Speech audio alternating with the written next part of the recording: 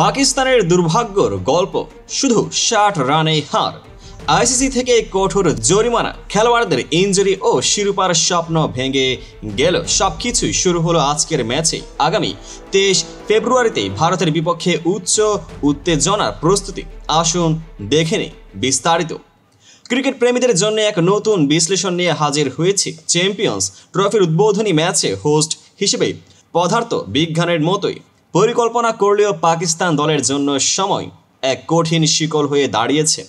নিউজিল্যান্ডের বিরুদ্ধে নবম আসরে মাত্র ৬০ রানে পরাজিত হওয়ার পাশাপাশি স্লো ওভার রেটের নিয়ম লঙ্ঘনের কারণে আইসিসি তাদের ম্যাচ ফির ৫% জরিমানা আরোপ করে। এছাড়াও তারকা ব্যাটার ফখর জামানের ইনজুরি খবর ছড়িয়ে পড়ে, যা দলের জন্যই অতিরিক্ত খতরনাক সংকেত। প্রথমে আসি ম্যাচের ফলাফলে। নিউজিল্যান্ডের আক্রমণে টম ল্যাথাম ও উইল ইয়াংয়ের জোড়া সেঞ্চুরি দেখে মনে হচ্ছিল যেন পাকিস্তানের ব্যাটিং লাইন সম্পূর্ণই শূন্য মেধায় চলে গেছে। পাকিস্তানের দল, যার লক্ষ্য ছিল শিরোপা ধরে রাখা, তাদের ইনিংসে দুর্বলতা প্রকাশ পায়। বাবর আজমের ধীর গতির ৬৪, খুশদিল শাহের ৬৯ ও সালমান আলী আগার ৪২ রান সংগ্রহের পর দলের অল আউট হয়ে ২৬০ রান সংগ্রহ করা মাত্রই ম্যাচের শেষে তাদের মুখে হতাশার ছায়া এসে পড়ল। এই পরাজয়ের পেছনে শুধু ব্যাটিংয়ের দুর্বলতা নয়, বরং সময়ানুবর্তিতা ও শৃঙ্খলার অভাবও ছিল। নির্ধারিত সময়ে ৫০ ওভার শেষ করতে ব্যর্থ হওয়ার ফলে স্লো ওভার রেটের নিয়ম ভেঙে তারা আইসিসির কোড অফ কন্ডাক্টের ২.২২ অনুচ্ছেদ লঙ্ঘন করে ফেলেছে। ম্যাচের দুই অনফিল্ড আম্পায়ার রিচার্ড ক্যাটেলবোরো ও শরফুদ্দৌলা ইবনে শহীদ সৈকত, তৃতীয় আম্পায়ার জো উইলসন, চতুর্থ আম্পায়ার অ্যালেক্স ওয়ার্ফ ও ম্যাচ রেফারি অ্যান্ডি পাইক্রফট মিলে এই শাস্তি আরোপ করেন। এখানে একটা হাস্যকর দিক হলো, মনে হচ্ছে বলও হয়তো একটু বিলম্বিত ছিল, ঠিক সময়ে রান সংগ্রহে ঝাঁপ দিতে পারেনি।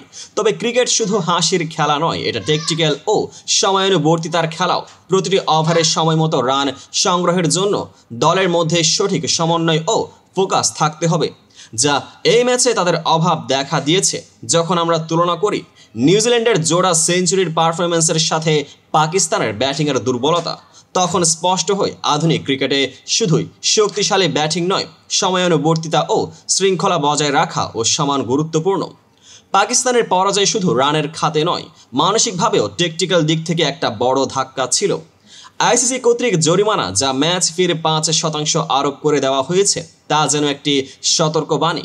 নিয়ম মানলে খেলোয়াড়রা সম্মানের সাথে মাঠে ফিরে আসবে, আর নিয়ম লঙ্ঘন করলে শাস্তির পরিমাণও বাড়তে পারে। এখানে প্রতিটা ওভারের শাস্তির হিসেবে রাখা হচ্ছে, যা দলের উপর অতিরিক্ত চাপ সৃষ্টি করছে। একদিকে নির্ধারিত সময়ের মধ্যে ইনিংস শেষ করতে না পারা ও অপরদিকে অপরাধে স্বীকার করার স্বচ্ছতা, এই দুটি বিষয় আজকের ম্যাচের মূল কাহিনী। আবারও ফিরে আসছে প্রশ্ন, পরবর্তী চ্যালেঞ্জ কি হবে? গ্রুপ পর্যায়ের পরবর্তী ম্যাচে পাকিস্তানের মুখোমুখি হতে চলেছে চিরপ্রতিদ্বন্দ্বী ভারত, যা আসছে ২৩ ফেব্রুয়ারিতে দুবাইয়ে। উচ্চ উত্তেজনার এই ম্যাচে দলের জন্য শুধু ব্যাটিংয়ের উন্নয়ন নয়, বরং সময়ানুবর্তিতা ও মানসিক প্রস্তুতি জরুরি। এই গ্রুপে বাংলাদেশও রয়েছে, যার সঙ্গে প্রতিযোগিতা আরও তীব্র হবে। আজকের পরাজয় থেকে শেখার অনেক কিছুই আছে। মাঠে নিয়ম, পরিকল্পনা ও সময়ের গুরুত্ব অপরিসীম। দর্শকবৃন্দ, আপনারা কি মনে করেন পাকিস্তানের শাস্তি থেকে কত দ্রুত সেরে উঠতে পারবে? আপনার মতামত ও বিশ্লেষণ কমেন্টে জানান। ভিডিওটি যদি আপনাদের ভালো লেগে থাকে তাহলে লাইক ও শেয়ার করতে ভুলবেন না। সাবস্ক্রাইব করুন যেন আপনারা পেয়ে থাকেন পরবর্তী প্রতিটা নতুন বিশ্লেষণ। আগামী ম্যাচে উত্তেজনার নতুন অধ্যায় শুরু হতে চলেছে। চোখ রাখুন, কারণ ক্রিকেটের জগতে সবকিছুই হতে পারে।